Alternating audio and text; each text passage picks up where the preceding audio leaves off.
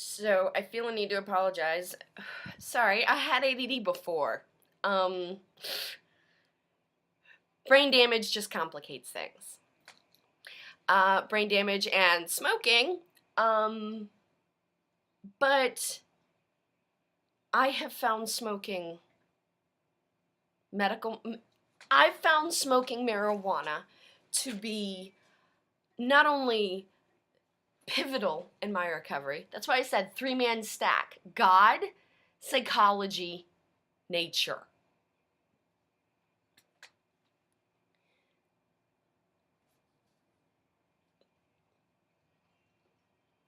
Marijuana was my gateway drug, and then came the essential oils. I was in so much pain. I was so depressed.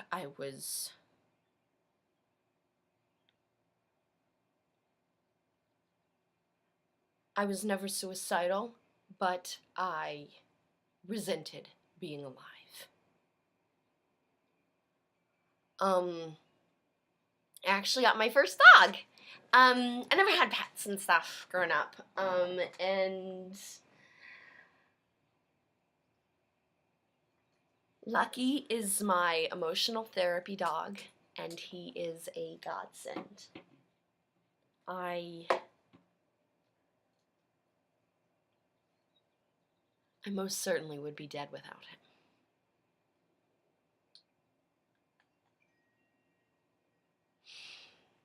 I love him so much.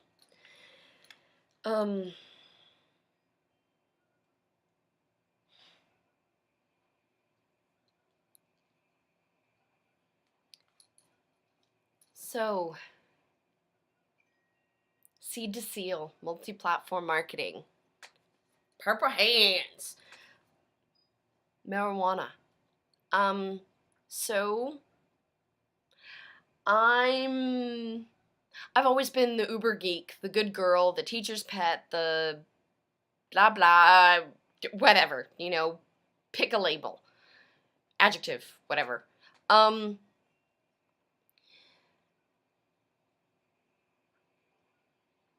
I have always been significantly smarter than average.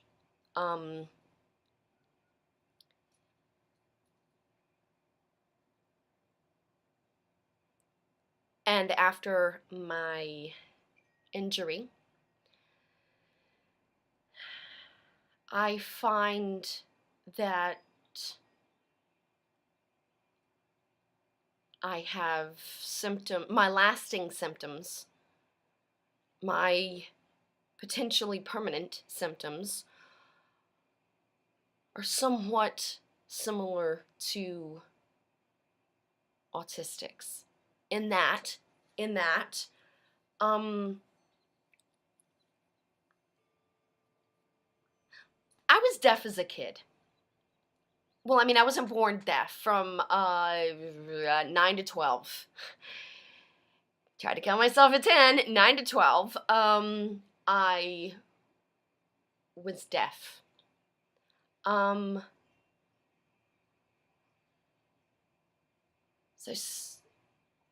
as I was starting to get better, I had speech therapist who chicken dared me to try out for theater. And yes, I've always been this stubborn, kid. She chicken dared me to try out for theater as a far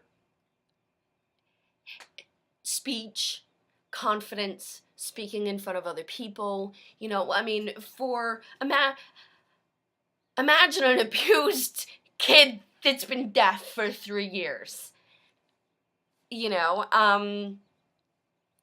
Being able to speak in front of other people, being able to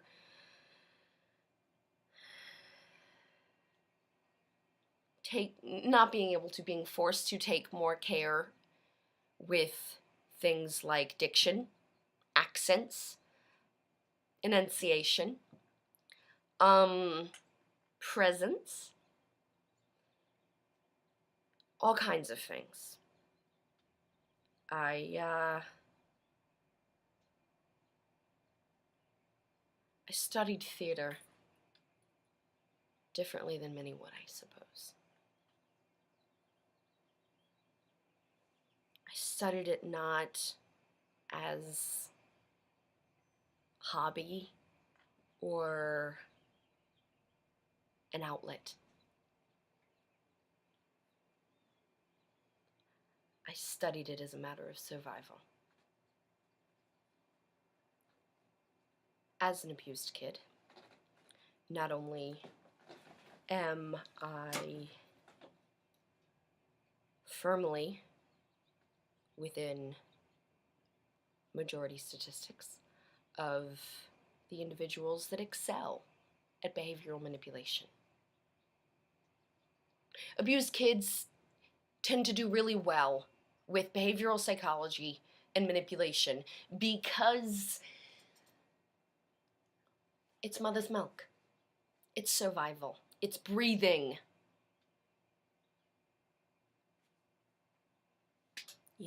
And so at an early age, theater became a part of that.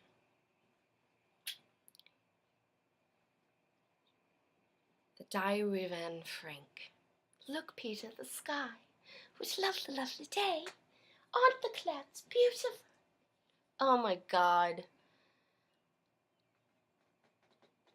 This poor skinny little kid. I got stuck with Anne Frank so often. Look, Peter, the sky! Oh my God. Sorry.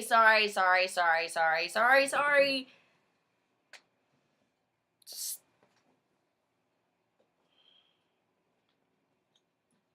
Anne Frank's monologue posed a form of oppression for me. Because that's how people saw me. Didn't matter how many times I played soldier, escapee,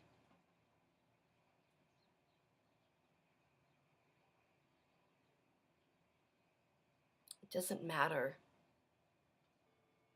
what I played if I couldn't make it real. Didn't matter how many books I read. Didn't matter how much I studied. Didn't matter unless I could make it real.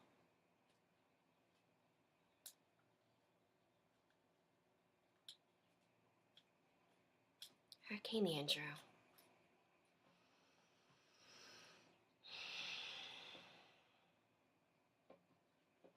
Hurricane Andrew was the first time I knew it could be real.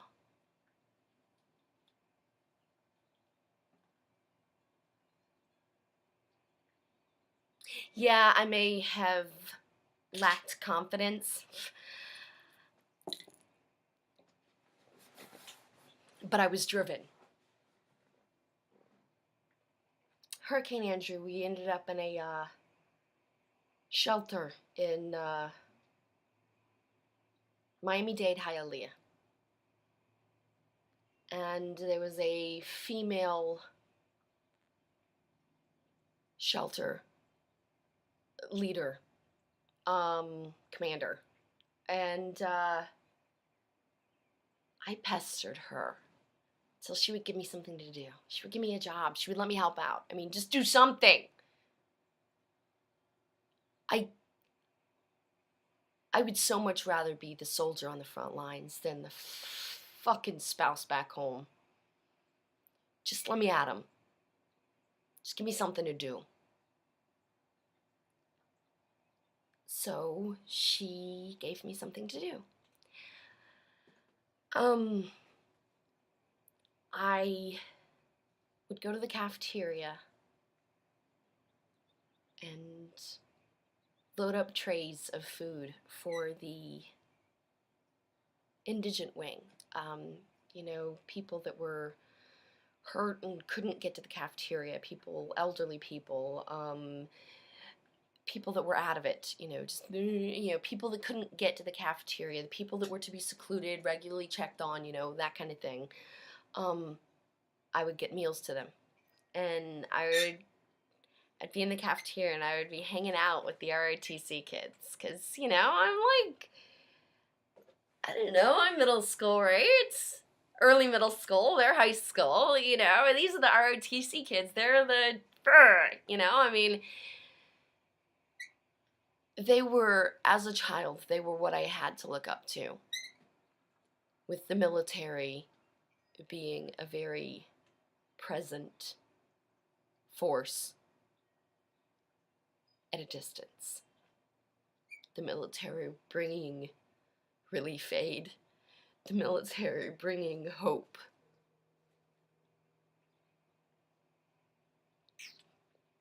So I'm in the cafeteria hanging out with these ROTC kids, right?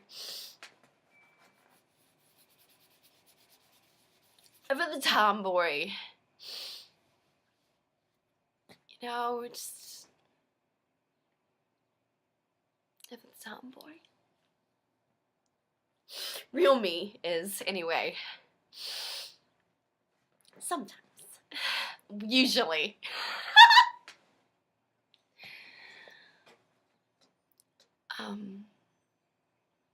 Yeah. So I would get the meals and I would take them back to the indigent rings and leave them on the tables, the cots and stuff for people. Or hand them out if remember the Red Cross came in and they brought hygiene kits. You know, they were their red and white bags. And they had things like they were drawstring bags though. I have in the living room some of the little hand ones. These the ones they had in Hurricane Andrew were drawstring bags, and it had soap, shampoo, blah blah blah. They were hygiene kits, right? You know, toothpaste, razors.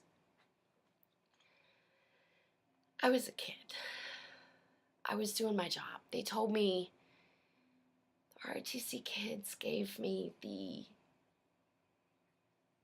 Red Cross bags and told me to hand them out with the meals. Because what they were doing is they were double tapping the post, you know? People come through for the meals, you get a meal, you get a hygiene kit. You know, hey, smart, effective, good call. I was a kid.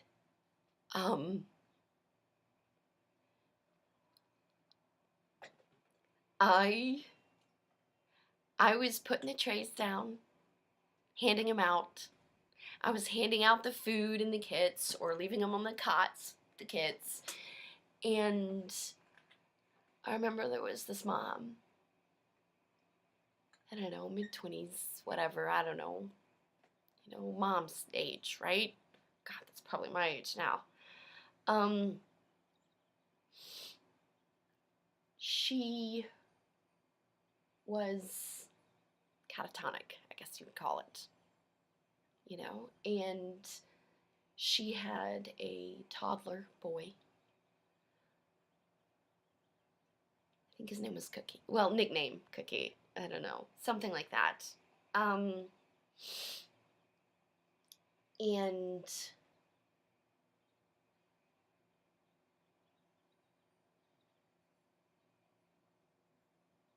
she was there. But I remember just setting the tray down at the end of her cot with the kit, like I always did. Just set the tray down and leave the kit. She'll just, well, I was a couple of cots away. You know, I had a little rolly cart thingy, and I was a couple of carts away. I remember there were two levels of the top, and then like an undershelf thing, and then the space thing underneath there were the kits. and stack the trays and stuff. And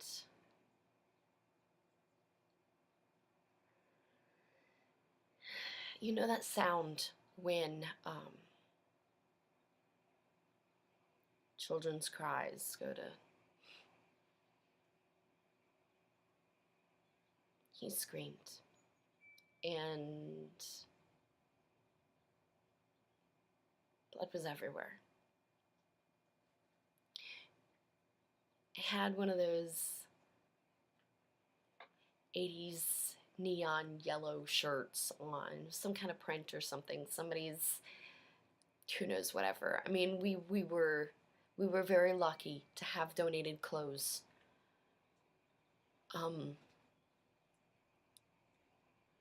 I remember the color of his blood against the yellow.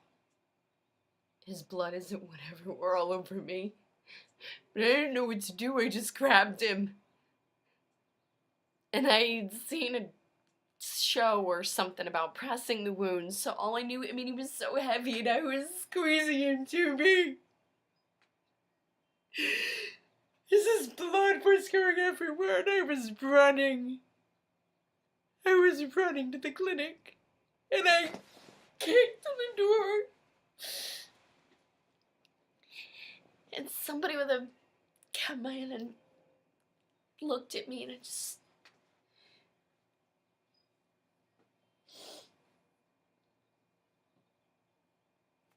Well, the emotional release stuff must be working, because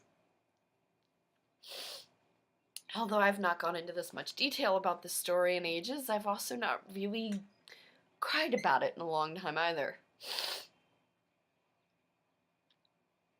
Well, I am trying to go through transformation and release oils, so...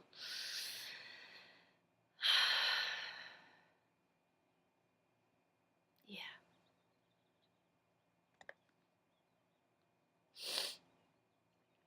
First time I've came so close to life and death. Fighting for life.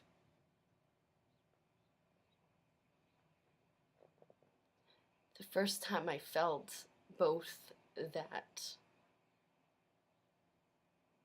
opportunity, that courage, that strength, that service, and that guilt.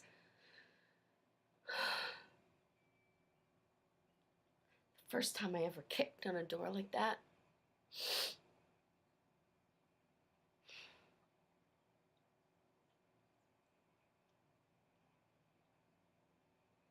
First time I ever kept my shit together to the handoff and then fell apart as I slid down the wall in tears.